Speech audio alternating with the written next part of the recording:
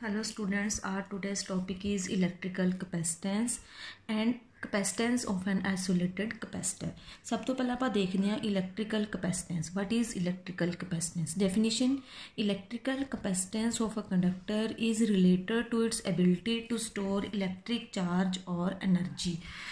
किसी भी कंडक्टर ਦੀ ਇਲੈਕਟ੍ਰਿਕ ਕੰਪੈਸਿਟੈਂਸ ਉਹਦੀ ਐਬਿਲਿਟੀ ਹੁੰਦੀ ਹੈ ਵੀ ਉਹ ਆਪਣੇ ਅੰਦਰ ਕਿੰਨਾ ਇਲੈਕਟ੍ਰਿਕ ਚਾਰਜ ਜਾਂ ਫਿਰ એનર્ਜੀ ਨੂੰ ਕੀ ਕਰ ਸਕਦਾ ਹੈ, ਸਟੋਰ ਕਰ ਸਕਦਾ ਹੈ। ਉਸ ਐਬਿਲਿਟੀ ਨੂੰ ਆਪਾਂ ਉਸ ਕੰਡਕਟਰ ਦੀ ਕੀ ਕਹਿ ਦਿੰਦੇ ਆ, ਇਲੈਕਟ੍ਰੀਕਲ ਕਪੈਸਿਟੈਂਸ। ਨਹੀਂ ਮੰਨ ਲਓ ਹੁਣ ਲੈਟ ਅਸ ਸਪੋਜ਼ ਕਿਸੇ ਕੰਡਕਟਰ ਨੂੰ ਚਾਰਜ ਦਿੱਤਾ ਕਿਉਂ, ਇਫ ਚਾਰਜ ਕਿਉ ਇਜ਼ ਗਿਵਨ ਟੂ ਕੰਡਕਟਰ। ਜਦੋਂ ਆਪਾਂ ਕਿਸੇ ਕੰਡਕਟਰ ਨੂੰ ਚਾਰਜ ਦੇਵਾਂਗੇ ਤਾਂ ਉਹਦਾ ਪੋਟੈਂਸ਼ੀਅਲ ਕੀ ਹੋਊਗਾ, ਇਨਕਰੀਜ਼ ਹੋਊਗਾ। ਦੈਨ ਜਦੋਂ ਚਾਰਜ ਦਿੱਤਾ ਕਿਉ, कंडक्टर का पोटेंशियल कितना रेज होया, कितना इंक्रीज होया by value of V। Then ये चीज़ देखी गई है भी Q directly proportional to V।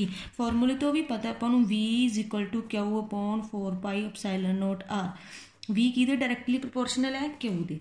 V directly proportional to Q और आप की लिख सकते हैं Q directly proportional to V।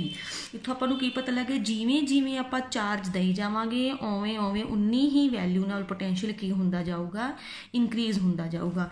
हुण साइन हटा के डायरैक्टली प्रोपोर्शनल का साइन हटा के आप की लगाने होने, एक कॉन्सटेंट लगाने होने, तो क्यू कादे इक्वल आ गया, Q is equal to C V. C की है इत्थे, where C is constant of proportionality या फिर and is called electrical capacitance of the conductor. या फिर आप सी नूं की कहने आ, किसी भी कंडक्टर की इलैक्ट्रिकल कैपेसिटेंस। तो सी फर्स्ट इक्वेशन, इस वाली इक्वेशन तो देखो सी कादे इक्वल आ जाऊगा, क्यू अपॉन वी। तो ये दूसरी डेफिनेशन अपन होर किस तरीके नाल डिफाइन कर सकते हैं, capacity of a conductor as the ratio of charge given to the conductor to rise in its potential. दो चीज़ों की रेशियो है किहदी जिन्ना आप चार्ज दे रहे हैं कंडक्टर नूं ताकि उसका पोटेंशियल की हो जाए, इनक्रीज हो जाए। उस चीज़ नूं आपां की कह दिंदे आ, capacity. Ratio of charge given to the conductor to rise in its potential. किसी कंडक्टर रेशियो की कैपेसिटी की रेशियो है, charge given to the conductor to rise in its potential. Next हूँ आप मान लिया कहता if V is equal to 1, unit value है 1 वोल्ट। दैन V की वैल्यू इतने 1 पुट करो तो अपने को C का इक्वल आ जाऊगा, क्यू दे इक्वल। तो ये अनदर डेफिनेशन बनती है अपने को, इनू होर किस तरीके नाल डिफाइन कर सकते हैं आप, electrical capacity of a conductor is numerically equal to charge. देखो कैपेसिटी का इक्वल आ रही है अपने को, चार्ज दे equal. Required to raise its potential by unity. किहड़े चार्ज दे इक्वल, जिन्ना आपां ने चार्ज दिता कंडक्टर नूं ताकि उहदी पोटेंशियल किन्ना रेज हो जाए, किन्नी वैल्यू रेज हो जाए पोटेंशियल दी, बाय यूनिटी 1 वोल्ट की वैल्यू की हो जाए, इनक्रीज हो जाए।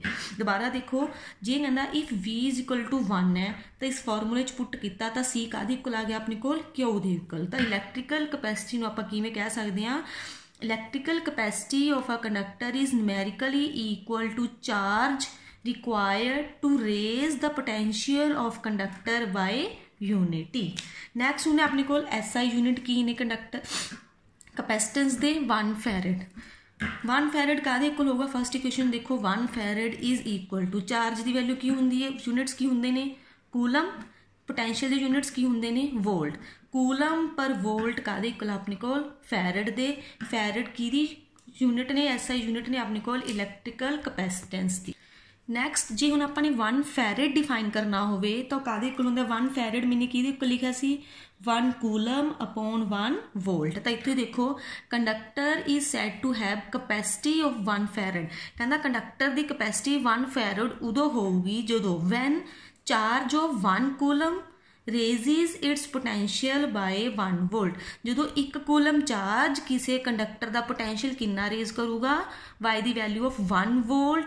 तो जी वो वाली वैल्यू उन्होंने दोनों की रेशियो आप की कहांगे 1 farad. Conductor is said to have capacity of 1 farad when a charge of 1 coulomb raises its potential by 1 volt. जो 1 कूलम चार्ज कंडक्टर का पोटेंशियल कितना इनक्रीज करे 1 वोल्ट, तो उदों कैपेसिटी कितनी होगी अपने कोल 1 फैरड होगी।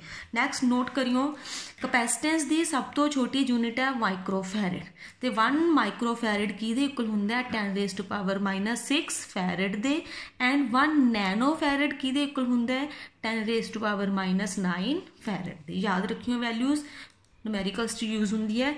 नैक्सट यूनिट्स पता लग गई, हुण आपां डायमेंशनस देखने हैं कैपेसिटी दीयां डायमेंशनस की ने। फॉर्मूला पता है आपां नूं C = Q/V is equal to potential पता है work done upon charge, value put करती W/Q, Q ऊपर चला जाऊगा कितना चल जूगा 1 जूगा, Q² upon work done, Q² charge 80 होंदियां ने इहदियां square, work done MLT T-2 होंदियां ने, तो जो उपर जाएंगे M-1 L-2 T दी नीचे -2 है उपर जाके +2 + 2 4 एंड A² ये की ने अपने कोल डैमेज। इत्थे तक सी अपने कोल इलैक्ट्रिकल कैपेसिटेंस उहदियां definitions units and dimensions. Next हुण अपने कोल टॉपिक है capacity of an isolated spherical conductor. हुण अपने कोई भी आइसोलेटेड स्फेरिकल कंडक्टर है उहदी की फाइंड करनी है कैपेसिटी। आइसोलेटेड का मतलब है वो कल्ला है, आले दुआले उहदे किसी का कोई इफैक्ट नहीं हैगा। सब तो पहले एक अपने स्फेरिकल कंडक्टर ले लिया, O उदा सेंटर है, R उस स्फेरिकल कंडक्टर का की है अपने कोल रेडियस है। मान लो लेट +Q चार्ज भी गिवन टू स्फीयर, इस स्फीयर नूं आपां ने कितना चार्ज दिता है +Q, तो जिहड़ा सारा चार्ज है आपां नूं पता है कित्थे स्प्रैड हो जूगा जाके उहदे आउटर सरफेस ते। जिहड़ा आपां ने इहनूं चार्ज दिता है सारा जाके कित्थे स्प्रैड हुंदा है किसी भी कंडक्टर दे आउटर सरफेस ते जाके की हो जूगा स्प्रैड हो जूगा फैल जूगा ना। हुण आपां नूं पता इहदे हर पॉइंट ते पोटेंशियल मिलूगा आपां नूं सेम होगा, तो potential at any point on the surface of sphere किहदे इक्वल हुंदा आपां ने वैल्यू फाइंड की हुई है V = Q/4πε0 R की है इत्थे अपने कोल रेडियस, Q आपां ने उहनूं की दिता है चार्ज। हुण आपां नूं पता है कैपेसिटी काहदे इक्वल हुंदी है C = Q/V। V की वैल्यू पिछे आपां ने फाइंड की है, लिख सकते हो वो पुट कर दो V की वैल्यू इत्थे C = Q/4πε0 R। अब 4πε0 R ऊपर चला जाऊगा, Q/Q × 4πε0 R। क्यों नाल क्यों की हो गया कैंसल, तो C मेरा काहदे इक्वल आ गया 4πε0 R। ये आ गई अपने कोल किसी भी कैपेसिटर आइसोलेटेड स्फेरिकल कंडक्टर दी की है ये अपने कोल कैपेसिटी है। इत्थों पता लग रहा 4 कॉन्स्टेंट है, पाई कॉन्स्टेंट है, ε0 भी कॉन्स्टेंट है, तो C काहदे डायरैक्टली प्रोपोर्शनल आ रहा है R दे। जिन्ना ज़्यादा रेडियस होगा किसी भी स्फीयर का उन्नी ज़्यादा उहदी की होगी कैपेसिटी होगी। तो C काहदे इक्वल आ गया 4πε0 R and C directly proportional to R।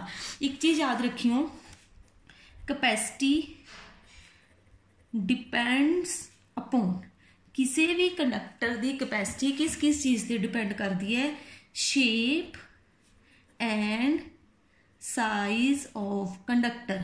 Conductor की शेप की है तो कंडक्टर का साइज की है। दूसरा नेचर ऑफ मीडियम इन विच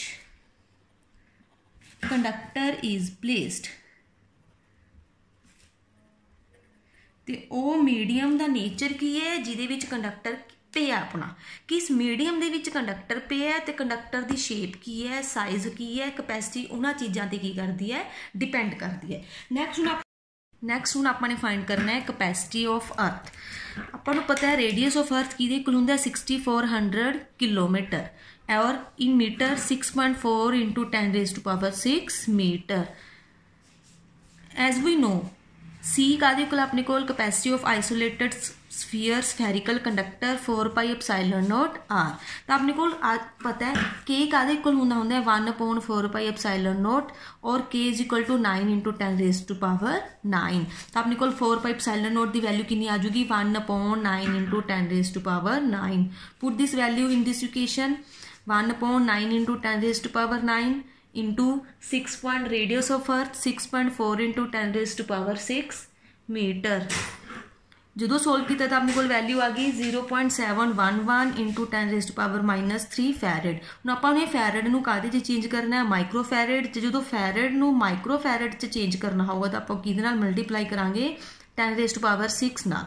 तो अपने को सोल्व करने तो बाद आ जाऊगा 711 माइक्रोफैरड। तो ये आ गया अपने को कैपेसिटी ऑफ अर्थ 711 माइक्रोफैरड।